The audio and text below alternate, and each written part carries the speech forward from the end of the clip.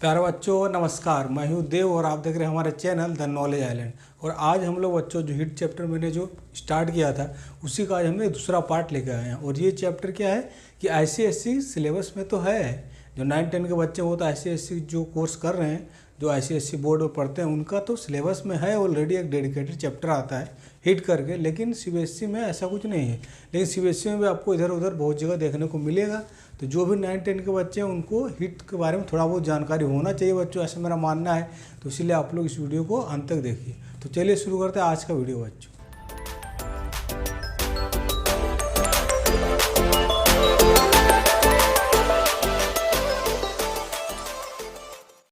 तो आइए बच्चों, आज हम लोग क्या डिस्कस करेंगे, हीट का सेकेंड पार्ट। तो मैंने बताया था कि हीट कितना हम लोग किसी चीज़ में देते हैं उसको कैसे निकालते हैं।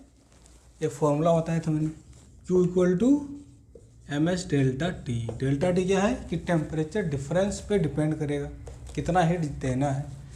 और प्लस S होता है स्पेसिफिक हीट, वो डिपेंड करता है कि उसके कोई मटेरियल प्रॉपर्टी कि उस मटेरियल में कितनी है। वाटर की सबसे ज़्यादा स्पेसिफिक हीट होती है, मैंने बताई थी कि उसको बहुत ज़्यादा हीट सप्लाई करना पड़ेगा सेम टेम्परेचर राइज के लिए। और ये मास पे भी डिपेंड करती है। ठीक, तो आज हम लोग क्या पढ़ेंगे बच्चों, आज नेक्स्ट पढ़ेंगे, इससे आगे क्या पढ़ेंगे। आज बच्चों पढ़ेंगे हम लोग प्रिंसिपल ऑफ मिक्सचर्स। ये मैं लिखता हूँ, ठीक, छोटा सा टॉपिक क्या है, प्रिंसिपल ऑफ मिक्सचर्स, या इसको शॉर्ट में हम लोग लिख लेते हैं, यही है मेरा कैलोरीमेट्री। ठीक, तो आज हम लोग पढ़ेंगे आखिर स्पेसिफिक हीट कैसे निकलता है, ठीक है, और उसका प्रिंसिपल क्या है, तो वही हम लोग समझने वाले। तो देखिए मैं क्या बता रहा हूँ आपको। एक मैंने क्या लिया, एक छोटा सा मैं ये लेता हूँ, एक समझो लोहे या कॉपर समझ लो।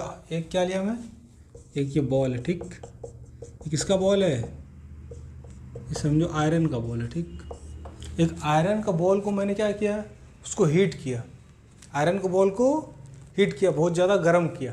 ठीक, गर्म करने से मान लीजिए इसका टेम्परेचर अभी कितना हो गया, 80 डिग्री सेल्सियस। मैंने इसको हीट करके 80 डिग्री सेल्सियस पे ला दिया। अब मैं क्या कर रहा हूँ कि मेरे पास एक बीकर में यहाँ पे क्या है बच्चों, मेरे पास मान लो 3 kg पानी मैंने लिया है। क्या है, 3 kg वाटर मैंने लिया। अब मैं क्या करता हूँ कि इसको उठा के इसमें डाल देता हूँ। ठीक, अब 80 डिग्री, ये कितना है बच्चों, ये रूम टेम्परेचर पे मान लेते हैं 30 डिग्री। ठीक, ये 30 डिग्री सेल्सियस पर है पानी मेरा, और बॉल है 80 डिग्री सेल्सियस पर। तो इसको मैं जब इसमें डाल देता हूँ, इसको उठा के बच्चों यहाँ में डाल देता हूँ, और ये समझो ये आइसोलेटेड है बच्चों, यहाँ से इस सिस्टम से हीट बाहर नहीं जाएगा। क्या होगा, इसको मैं इसमें डाल दिया तो क्या होगा, आप कभी जब गर्म लोहा का बॉल पानी में डालेंगे तो क्या होता है, क्या होगा, थोड़ी देर बाद क्या हो, सोचिए क्या होगा, हीट ट्रांसफ़र चालू हो जाएगा। क्योंकि ये 80 डिग्री पर है और पानी है 30 डिग्री, तो ये हाई टेम्परेचर है और ये लो टेम्परेचर। तो तो हीट एनर्जी ट्रांसफ़र हो किधर से किधर, इधर से इधर। तो high to low heat transfer होता है, ये तो सबको मालूम है। ठीक, तो इससे इसमें टेम्परेचर मतलब हीट ट्रांसफ़र हो, और कब तक हीट ट्रांसफ़र होते रहेगा। तो हीट ट्रांसफ़र होने से क्या होगा कि पानी का टेम्परेचर बढ़ेगा और इसका टेम्परेचर कम होगा। तो एक समय बाद ऐसा आएगा, क्या आएगा, एक समय बाद ऐसा आएगा कि दोनों का टेम्परेचर क्या हो जाएगा बच्चों, दोनों का टेम्परेचर T हो जाएगा। अब T क्या होगा ये आपको समझना है, यही हम लोगों को निकालना है। ठीक, क्या निकालना है बच्चों कि टेम्परेचर आखिर क्या होगा फाइनली, जो मतलब ये इसको हीट ट्रांसफ़र करेगा क्योंकि ये गर्म है। और थोड़ा देर बाद क्या होगा, पानी आपको थोड़ा देर बाद गर्म होगा। आप जब छुएंगे पानी आपको गर्म फील होगा क्योंकि बॉल जो हीट ट्रांसफ़र करेगा, और ये धीरे धीरे ठंडा होता जाएगा। ठीक, और इसमें मैं मान रहा हूँ कि सराउंडिंग में हीट लॉस नहीं हो रहा है।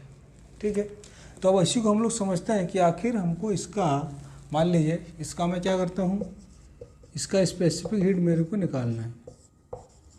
ठीक, और वाटर का मुझे पहले से पता होना चाहिए तभी मैं निकाल पाऊँगा। तो देखिए यहाँ पे एक्चुअली क्या होता है इस केस में, तो वाटर का स्पेसिफिक हीट ऐसे मालूम है 4.2 जूल ग्राम इनवर्स सेल्सियस इनवर्स, ये होता है। ठीक, मैं क्या कर रहा हूँ कि जितना हीट ट्रांसफ़र हुआ, मतलब इस बॉल ने मान लो हीट ट्रांसफ़र किया Q1, इस बॉल ने हीट ट्रांसफ़र किया, और उतना हीट इसने, वाटर ने कितना हीट गेन किया Q2। तो Q1 = Q2 होगा बच्चों। ये समझो कि जितना हीट ये देगा, ये सारा हीट किसको देगा? पानी को देगा। अभी मान रहे सराउंडिंग में नहीं जा रहा है, तो जितना हीट ये देगा उतना हीट ये ले लेगा। इसका मतलब एनर्जी कंजर्व्ड है। क्या है? जितना हीट एनर्जी एक बॉडी दे रहा है, दूसरा बॉडी उतना ले रहा है। सिंपल सी बात है बच्चों। क्या ये बात समझ में आई? ठीक है बच्चों। तो पढ़ाई लिखाई में बच्चों मन लगाओ और ज़्यादा लोड नहीं लेना चाहिए बच्चों। लाइफ में क्या करना चाहिए? लोड मत लो, आराम से पढ़ो बच्चों, अपना काम करो, क्योंकि मेहनत से बच्चों सब कुछ हो सकता है। ठीक है। अब हम लोग थोड़ा आगे बढ़ते हैं बच्चों। तो अभी हमने क्या देखा बच्चों कि हीट ट्रांसफ़र होता है। एक हॉट बॉडी और कोल्ड बॉडी जब कांटेक्ट में आएगा तो जितना एक बॉडी हीट देगा उतना दूसरा बॉडी हीट लेगा। ठीक, ये हमने समझा। अब इसी को हम लोग यूज करके क्या करेंगे? स्पेसिफिक हीट उस बॉडी का निकालेंगे। ठीक, देखिए यहाँ पे थोड़ा चीज़ों को ऑर्गेनाइज वे में लिखते हैं। मैं क्या लिखता हूँ कि ये मेरा हीट बॉल है। ठीक, ये मेरा जिसका मुझे स्पेसिफिक हीट निकालना है, ये मेरा सॉलिड है। तो इसका मास मैं ले लेता हूँ m1, उसका टेम्परेचर मैं ले लेता हूँ अभी θ1, इसका टेम्परेचर है, मास टेम्परेचर। उसका स्पेसिफिक हीट कितना है बच्चों? स्पेसिफिक हीट इसका कुछ तो लेना होगा बच्चों। स्पेसिफिक क्या लेते हैं? सी ऑफ सॉलिड ले लेता हूँ। ठीक, ये मुझे निकालना है। ये हो गया। अब देखिए और एक क्या है मेरा बच्चों? पानी। तो पानी में ले लेता हूँ, इसका मास ले लेता हूँ m2। तो ये लिक्विड है, इसका मास m2 है। और इसका जो टेम्परेचर है, इनिशियल टेम्परेचर, वो कितना है बच्चों? वो है θ2। इसका टेम्परेचर θ2 है। और एक ले लेता हूँ मैं स्पेसिफिक हीट, इसका कितना होगा? ये लिख लेता हूँ C ऑफ लिक्विड। ठीक, तो इसका स्पेसिफिक हीट होगा, उसको लिखता हूँ मैं C ऑफ लिक्विड। अब देखिए क्या होगा। मैंने क्या बोला कि जब इसको यहाँ डालेंगे तो यहाँ पे एक चीज़ देख लो बच्चों कि θ1 > θ2। थीटा क्या है? टेम्परेचर। मतलब ये हाई टेम्परेचर है और ये लो टेम्परेचर, तभी तो ये हीट ट्रांसफ़र होगा। और θ1 > θ2, मतलब ये हाई टेम्परेचर, ये लो टेम्परेचर। ठीक, अब हीट ट्रांसफ़र जो होगा जब इसको इसमें डाल दिया जाएगा बच्चों यहाँ पे, तो क्या होगा? फाइनली क्या होगा? हीट ट्रांसफ़र होगा। और हीट ट्रांसफ़र कब तक होगा? जब तक दोनों का टेम्परेचर सेम नहीं हो जाएगा तब तक हीट ट्रांसफ़र होता रहेगा। तो इसका मतलब सर दोनों का टेम्परेचर फाइनली मैं लिख लेता हूँ थीटा। थीटा क्या है? Final temperature. मैं लिख देता हूँ, ये बेटा बाद में आता है। ये क्या हुआ? Final temperature. ये इसको इसमें डाल दिया तो फाइनल टेम्परेचर अटेन हो गया। ठीक, अब मैं क्या करता हूँ बच्चों, समझो यहाँ पर कि इस ऑब्जेक्ट ने कितना हीट लॉस किया ये निकालो। तो हीट लॉस क्या निकालेंगे? मैं लिख देता हूँ यहाँ पे बच्चों, देखो मैं लिखता हूँ heat loss by the solid, ये मास हीट लॉस बाय सॉलिड जो मैं बेटा निकाल रहा हूँ, इसका मैं ये निकाल रहा हूँ, जिसका भी ये है। ये हीट लॉस कितना किया? ये m1 मास। ठीक, तो हीट लॉस का फॉर्मूला क्या होगा? m कौन सा? ये लेना है m1, और स्पेसिफिक हीट इसका लेते हैं m1 CS solid into delta T. Delta T क्या होगा? टेम्परेचर। तो final temperature minus initial temperature, ऐसा लिख सकते हैं। ठीक है, तो मैं अभी क्या कर रहा हूँ, इसका सिर्फ मैग्नीट्यूड लिख रहा हूँ। ठीक है, क्योंकि आप देखो यहाँ पे क्या है कि थीटा मेरा फाइनल टेम्परेचर है। तो यहाँ पे क्या लिखूँगा मैं? देखो मैं अगर जो लिखूँगा θ1 माइनस थीटा, क्योंकि बेटा इसका टेम्परेचर कम होगा। थीटा क्या है? थीटा लेस देन θ1 है, क्योंकि ये फाइनल टेम्परेचर तो कम होगा θ1 से, क्योंकि ये हॉट बॉडी, ये हीट लॉस करेगा। तो जब हीट लॉस होगा तो समझे क्या है कि Q1 माइनस Q, ये क्या है? Positive quantity. तो मैं अभी क्या निकाल रहा हूँ? Heat loss. डेल्टा टी लिखेंगे तो डेल्टा टी यदि लिखेंगे तो ये माइनस आ जाएगा, मतलब हीट लॉस होगा। तो मैं यहाँ पे सिर्फ मैग्नीट्यूड लिख रहा हूँ अभी, कितना हीट लॉस करेगा वो। ठीक, θ1 माइनस थीटा, θ1 ज़्यादा, तो इतना उन्होंने हीट लॉस किया है। कितना लॉस किया है इसका मैं मैग्नीट्यूड लिखा हूँ। ठीक, अब मैं लिखता हूँ heat gained by water. Water ने कितना हीट गेन किया, मैं उसका मैग्नीट्यूड लिखने वाला हूँ। देखो बच्चों ध्यान से, हीट गेन्ड बाय वाटर, तो वाटर ने हीट कितना किया, तो उसका भी क्या होगा m2, इसका मास है m2 into specific heat liquid, जो ये लिक्विड में ले रखा हूँ बच्चों, ठीक, मैं कोई भी लिक्विड ले सकता हूँ, समझो ये वाटर है, m2 इंटू बच्चों टेम्परेचर डिफरेंस कितना हुआ इसका, इन वाटर कितना पहले कितना था, बाद में कितना टेम्परेचर राइज हुआ, तो उससे हम लोग mh∆T लगाने वाले।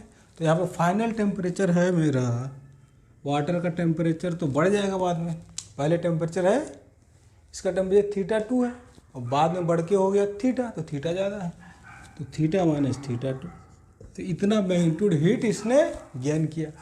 अब क्या बच्चों, जितना हीट ये लॉस किया उतना हीट इसने गेन किया, यही तो पढ़े हम लोग, यही तो होता है कि हीट एनर्जी कंजर्व है, जितना हीट ये दे रहा है उतना लॉस, तो यहाँ पे वही करेंगे। तो इसको मैं m1CS solid θ1 minus theta equal to m2Cl theta minus θ2। अब देखो बच्चों, मुझे क्या निकालना है, स्पेसिफिक हीट सॉलिड का, तो CS मेरा आ जाएगा m2Cl थीटा माइनस θ2 अपॉन, यहाँ हो जाएगा m1 और यहाँ हो जाएगा θ1 माइनस थीटा। अब देखो बच्चों, m2 और m1 तो मेजर कर सकते हैं कि इसका मास कितना है, इसका मास कितना है। सी ऑफ लिक्विड मुझे पता होना चाहिए पहले से, तभी ये इसका निकल पाएगा। तो सी ऑफ लिक्विड हम लोग को पहले से पता होना चाहिए, वाटर का 4.2 होता है, बाकी और भी जो हम लोग अलग लिक्विड का पहले पता कर रखे, जो इसलिए भी मुझे पता है। और दोनों का टेम्परेचर, इनिशियल टेम्परेचर हमने थर्मामीटर से नाप सकते हैं और फाइनल टेम्परेचर भी हम लोग थर्मामीटर से नाप सकते हैं। और यहाँ पर टेम्परेचर आपको डालना है, तो सारा डालेंगे तो आपका स्पेसिफिक हीट निकल जाएगा, ठीक है। तो इसी को प्रिंसिपल ऑफ कैलोरीमेट्री बोलते हैं, ठीक। तो कैलोरीमेट्री एक डिवाइस होता है बच्चों, जहाँ पे हम लोग स्पेसिफिक हीट निकाल सकते हैं सॉलिड का या लिक्विड से, लेकिन इसका जो प्रिंसिपल है वो मैंने बता दिया, ठीक। कैलोरीमेट्री में क्या होता है कि सारा सिस्टम आइसोलेटेड होता है और एक थर्मामीटर लगा रहता है जिससे रीडिंग लेते हैं आप, ठीक। तो ऐसा कुछ होता है, तो आपको समझ आएगी कि किस प्रिंसिपल पे कैलोरीमेट्री डिवाइस काम करते हैं, जिससे हम लोग स्पेसिफिक हीट निकालते हैं, ठीक है बच्चों। अब हम लोग थोड़ा सा अलग दुनिया में जाते हैं। अब हम लोग क्या करेंगे, फेज चेंज में क्या क्या, आखिर मतलब जब टेम्परेचर बढ़ता है तो फेज चेंज कैसे कैसे होता है, ठीक। अभी हम लोग पढ़ेंगे कि आखिर जब मैं किसी चीज़ को हीट करता हूँ, ठीक है, तो उसका फेज चेंज क्या होगा, उसका टेम्परेचर क्या होगा, फेज चेंज क्या होगा, इसको अभी एक ग्राफ से हम लोग समझने वाले हैं। तो चलिए मैं आगे बढ़ता हूँ। पहले बच्चों हम क्या करते हैं, एक डायग्राम बनाते हैं और डायग्राम से मदद से समझेंगे पूरा कंसेप्ट क्लियर, ठीक। और ये मतलब सेकंड कंसेप्ट जो आज का डिस्कस कर रहे हैं हम लोग, तो ये बड़ा ही इंपॉर्टेंट डायग्राम बना रहा हूँ और इसको दिमाग में आपको बैठा लेना, ठीक। आइए बनाते हैं। तो डायग्राम क्या बच्चों, वाई एक्सिस पे मैं क्या बना रहा हूँ, इधर टेम्परेचर लिखता हूँ मैं, ठीक, इधर मेरा टेम्परेचर है और इस साइड हम लोग कुछ भी ले लेते हैं बच्चों, ये इधर मैं इस एक्सिस में मैं ले लेता हूँ टेम्परेचर, ठीक है बच्चों। और इस एक्सिस में मैं फेज लिखूँगा कि कौन सा फेज कहाँ पर है, सॉलिड है, लिक्विड है, क्या है, वो हम लोग देखने वाले हैं, ठीक है बच्चों। तो आइए अब मैं क्या करता हूँ बच्चों, देखो मैं यहाँ लिखता हूँ, यहाँ पे बच्चों, ठीक, मैं एक्चुअली क्या करता हूँ, जीरो टेम्परेचर कहीं यहाँ मेरा, ठीक। तो इधर मैं लिख लेता हूँ, ये जैसे मेरा ये है बच्चों मेरा -30 डिग्री सेल्सियस, और ऊपर में चले जाता हूँ बच्चों यहाँ कहीं, ये समझ लो ये 20 है, ये 40, ऐसा ही ये करते हुए यहाँ मैं 100 चला गया और मैं इधर बच्चों 120 चला गया, ठीक। ऐसे टेम्परेचर ऊपर जा रहा है। अब मैं क्या कर रहा हूँ बच्चों, अब मैं हीट सप्लाई कर रहा हूँ, क्या कर रहा हूँ, हीट सप्लाई। तो इधर मेरा क्या है, इसमें हीट है, ठीक, हीट मैं दे रहा हूँ और मुझे देखना है कि टेम्परेचर कितना। इस एक्सिस में क्या ले लेता हूँ, मैं एनर्जी ले लेता हूँ बच्चों, क्या ले लेता हूँ, फेज नहीं, फेज हम लोग लिखेंगे यहाँ पे, क्या लेंगे, यहाँ क्यू ले लेते, क्यू ये ले लेता है एनर्जी, ठीक। ये जूल्स में रहेगा कि हम लोग इस एक्सिस में क्या करेंगे, हीट सप्लाई करेंगे, तो हीट सप्लाई करेंगे और क्या टेम्परेचर होने वाला है, ठीक। तो पहले मैं क्या लेता हूँ बच्चों, समझो मैंने 30 मतलब पानी का लेंगे, किसका लेंगे, वाटर का हम लोग डिस्कस कर रहे हैं, ठीक। वाटर में टेम्परेचर हीट देने से आखिर क्या क्या चेंज होने वाला है, ठीक। पानी का लेते हैं, तो वाटर जब बच्चों 30 डिग्री सेल्सियस पे होगा तो वो क्या होगा, वो आइस के फॉर्म में होगा। ठीक, तो यहाँ पर मेरा क्या है बच्चों, यहाँ पे मेरा है आइस। तो 0 से देखो 0 डिग्री तक क्या हुआ है बच्चों, क्या है, आइस है।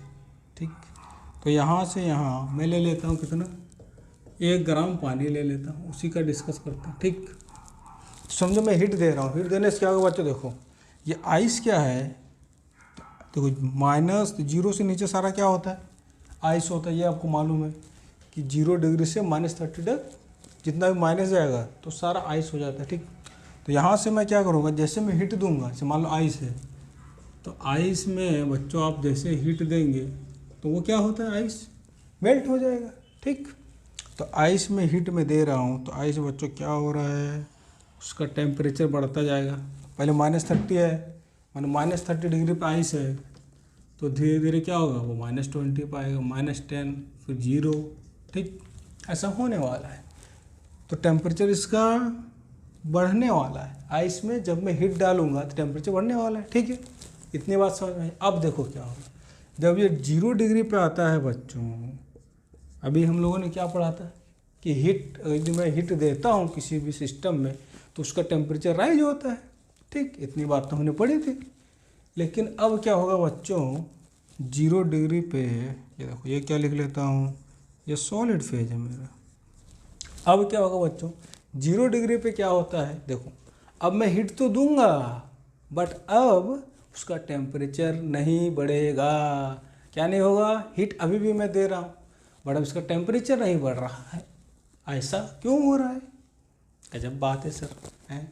हम लोग काम कर रहे हैं, हम लोग गैस जला रहे हैं, एनर्जी लगा रहे हैं, सब कुछ वेस्ट हो रहा है। बताओ, उसको टेम्परेचर ही नहीं बढ़ रहा, टेम्परेचर हुआ नहीं बढ़ रहा सर, क्यों नहीं बढ़ रहा सर, अभी बताता हूँ बच्चों आखिर टेम्परेचर क्यों नहीं बढ़ रहा। देखो यहाँ बच्चों क्या होगा, अब आप हीट देंगे तो ये टेम्परेचर चेंज नहीं होगा, ये ऐसा ही रहेगा।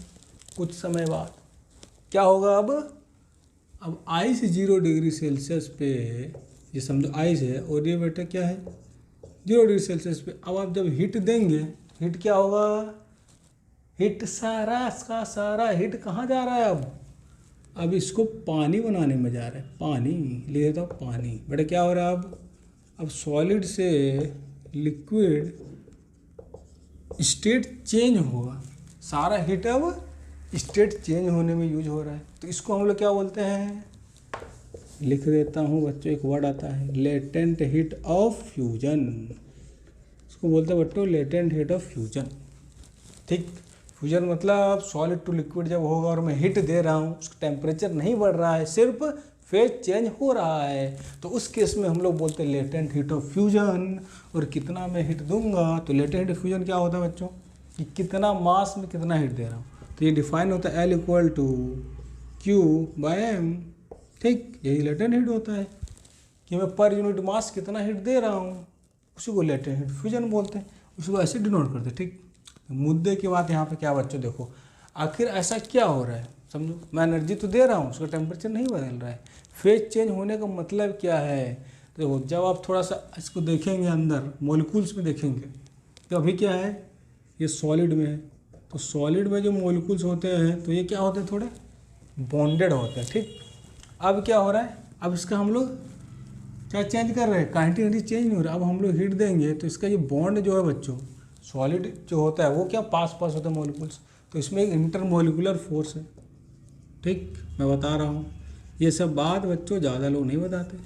सॉलिड में इंटरमोलिकुलर फोर्स है बच्चों। अब जो हीट दे रहे हैं वो क्या हो रहा है, इसकी बॉन्ड को ब्रेक करने में हो रहा है, क्योंकि अब ये लिक्विड में जाएगा, तो लिक्विड में मॉलिक्यूल्स दूर दूर होते हैं और बॉन्ड अब वीक होता है, क्योंकि लिक्विड तो फ्लो करता है, लेकिन सॉलिड में यहाँ बॉन्ड है, इंटरमोलिकुलर फोर्सेस है, वही हम लोग ब्रेक कर रहे हैं। तो उसको ब्रेक करने में सारा मेरा एनर्जी जा रहा है, इसीलिए टेम्परेचर अब नहीं बढ़ रहा है, क्योंकि सारा एनर्जी कहाँ खर्चा हो रहा है, पोटेंशियल एनर्जी ऑफ सिस्टम को हम लोग बेटा ये कर रहे हैं, इसका जो इंटरमोलिकुलर फोर्स पोटेंशियल एनर्जी उसको हम लोग हटा रहे हैं, वो हम लोग बढ़ा रहे हैं। समझ रहे हैं, ये बात समझो कि लेटेंट फ्यूजन होता है और टेम्परेचर उसके बाद नहीं बढ़ेगा। ठीक, इतनी बात समझ में आएगी बच्चों। अब क्या होगा देखो, मैं फिर और हीट देते जा रहा हूँ। जो मेरा आइस अब पानी हो गया, क्या हो गया, आइस अब वाटर हो गया। 0 डिग्री सेल्सियस में हीट फिर भी दे रहा हूँ। तो हीट अब देने से क्या होगा बच्चों, अब पानी का टेम्परेचर उसके बाद जब सारा का सारा आइस लिक्विड बन गया, अब इसका टेम्परेचर फिर बढ़ेगा बच्चों। बढ़ेगा कि नहीं बढ़ेगा बोलो। और कब तक बढ़ेगा, 100 डिग्री सेल्सियस तक बढ़ेगा। ठीक, ये है बच्चों, जब 100 डिग्री सेल्सियस आएगा तब तक टेम्परेचर बढ़ेगा। तब तक टेम्परेचर बढ़ेगा सर, बिल्कुल तो बढ़ेगा। बिल्कुल बढ़ेगा कि नहीं बढ़ेगा बोलो, बढ़ेगा ना, बढ़ेगा सर। अब देखो, अब फिर बच्चों क्या होता है, ठीक, यहाँ मैं लिख लेता हूँ, ये सॉलिड है बच्चों। यहाँ पे क्या हो रहा है, ये सॉलिड भी होगा प्लस लिक्विड भी होगा, ये सारा फेज चेंज हो जाएगा। और ये पूरा यहाँ पर, ये पूरा लिक्विड है बच्चों। और क्या हो रहा है, यहाँ पे टेम्परेचर इंक्रीज हो रहा है। जब सारा आइस लिक्विड हो गया, पानी हो गया, मतलब लिक्विड फेज में आ गया, अब मैं हीट करूँगा तो उसका टेम्परेचर बढ़ता जाएगा। और बेटा ऐसे बढ़ेगा, ठीक, टेम्परेचर बढ़ेगा हीट देंगे तो। अब क्या करता हूँ, अब ये पानी, ये समझो पानी है, ये 100 डिग्री पे आ गया। अब मैं एनर्जी फिर दे रहा हूँ, पर अब ये टेम्परेचर नहीं बढ़ रहा है, फिर से कुछ गड़बड़ हो रहा है। क्यों हो रहा है सर, अब फिर से ये ऐसा हो। अब क्या हो रहा है, अब सारा हीट वेपर बनने में यूज हो रहा है। अब हम लोग क्या हो रहा है, ये पानी बनेगा वाटर वेपर बच्चों, क्या बनेगा, वाटर वेपर। और वाटर वेपर को मैं जाने नहीं दे रहा हूँ, मैं वाटर वेपर को कहीं कंटेनर में डाल ले रहा हूँ। ठीक बच्चों, अब जब हीट दे रहे हैं क्या हो रहा है, टेम्परेचर नहीं बढ़ रहा, फिर फेज चेंज हो रहा है। तो यहाँ पे बच्चों क्या होगा, ठीक, यहाँ होगा फिर गैस। ये एक्चुअली क्या है बच्चों, ये लिक्विड और गैस दोनों ही यहाँ पर रहने वाले, सारा फेज चेंज होने वाला धीरे धीरे।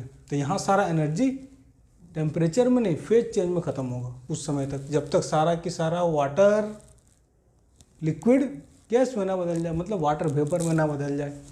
फिर जब वेपर बन गया तो अब क्या होगा सर बोलिए, बोलिए सर, बोलिए बोलिए, बता रहा हूँ बच्चों। अब सारा वेपर को मैंने ये किया, जब फिर वेपर को और हीट दे रहे हैं, अब क्या कर रहे हैं, अब मेरे पास बच्चों वाटर वेपर है, समझ रहे हो, इसको स्टीम बोलते हैं, ये स्टीम है। अब इसमें हीट और देंगे तो अब स्टीम का टेम्परेचर बढ़ेगा, अब फिर से ये ऐसा जाएगा। ठीक, तो ये ग्राफ समझो बच्चों, ये कैसा है, ये प्योर गैस स्टेट है, प्योर गैसेस स्टेट में हम लोग आ गए। ठीक, तो ये देखो बच्चों, तो यहाँ पे जो हीट हम लोग दे रहे हैं इसको क्या बोलते हैं, यहाँ पे जो फेज चेंज होगा लिक्विड टू गैस, यहाँ होता है लेटेंट हीट ऑफ वेपोराइजेशन बच्चों। ये वर्ड याद रखना है कि लेटेंट हीट ऑफ वेपोराइजेशन क्या होता है सर।